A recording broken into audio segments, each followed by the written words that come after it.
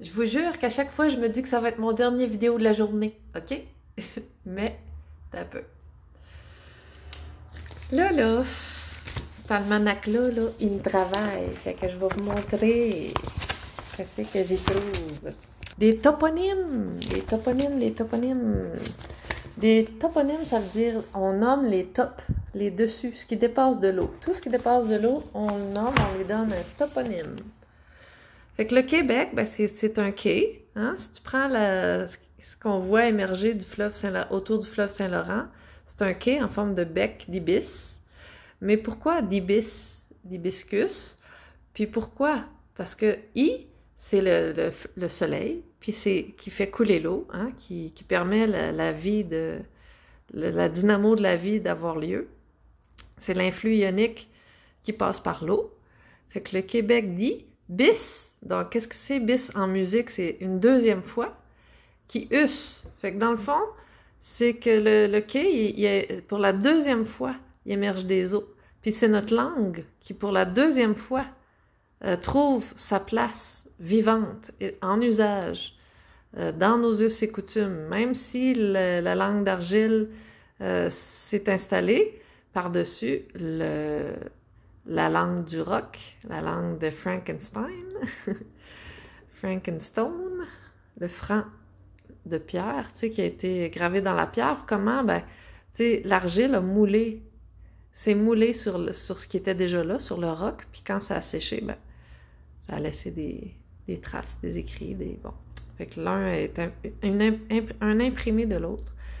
Mais c'est ça, le Québec. C'est le Québec dit biscus. Hibiscus, deuxième fois que ça rentre dans les usages. Fait qu'on est encore là, on est encore en vie, tant qu'on pratique notre langue, puis qu'on n'oublie pas comment faire les bons mélanges des ingrédients qui sont inscrits dans le Becherel, puis les bons usages qui sont inscrits dans la grammaire de grand-mère. Après ça, ben, Ontario, je dis pas que c'est une honte, au contraire, mais c'est quelle est la capitale de l'Ontario? C'est Toronto. Toronto, là, puis Ontario, là, c'est les mêmes lettres, en passant. Mais pas dans le même ordre. Puis on a le mot tort, un tort. On a on, puis to, comme T'-O, comme E-A-U. Bon, en tout cas, Toronto, Ontario.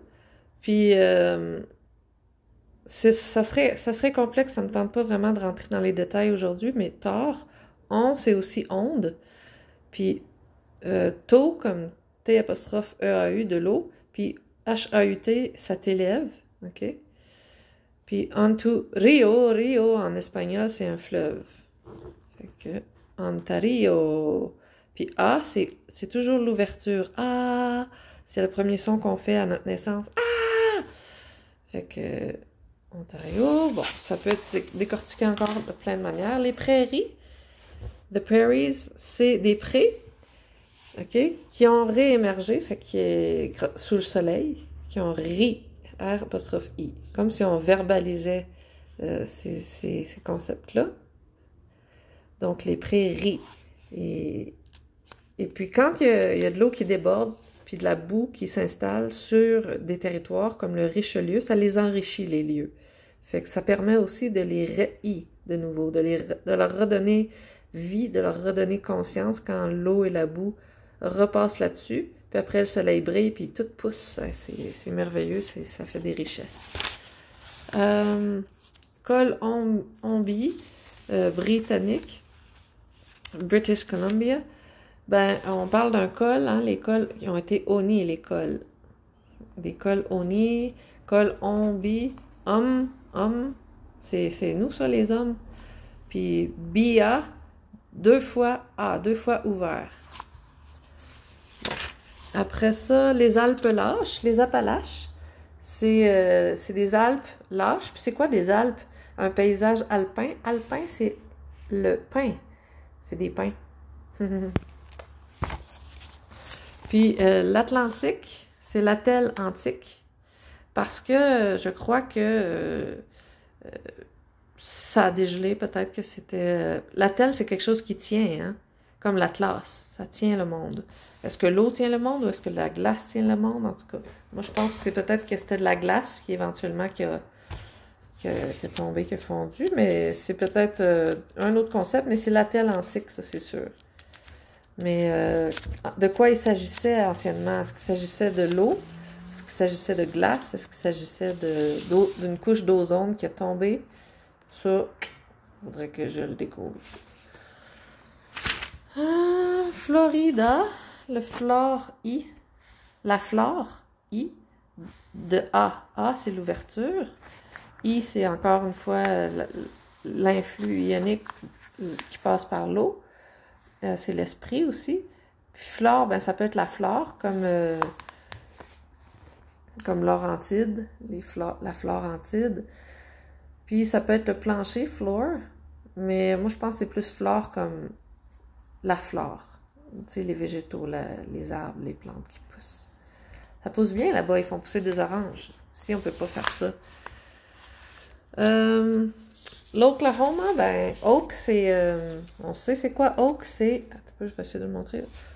C'est le chêne. Home, ça veut dire chez soi, une demeure. A, c'est l'ouverture. Fait qu'est-ce qu'il a fait, l'oak? Il est devenu ouvert. Il est devenu une demeure. Puis ouvert. Fait que... c'est ça. Fait que là, ça revient à les légendes des fairies, des ceux qui ont été comme condamnés à vivre en dessous pendant longtemps, puis qui ont pâli à cause de ça. C'est pour ça que le chêne est très important. Puis en même temps, ben, ça peut être aussi par-dessus, parce que vivre par-dessus les chaînes d'arbres noués par leurs racines. Puis le chêne est un arbre important pour mille et une raisons qui je crois, certains connaissent, puis moi, je les connais pas toutes, mais je trouve que c'est un sujet très intéressant.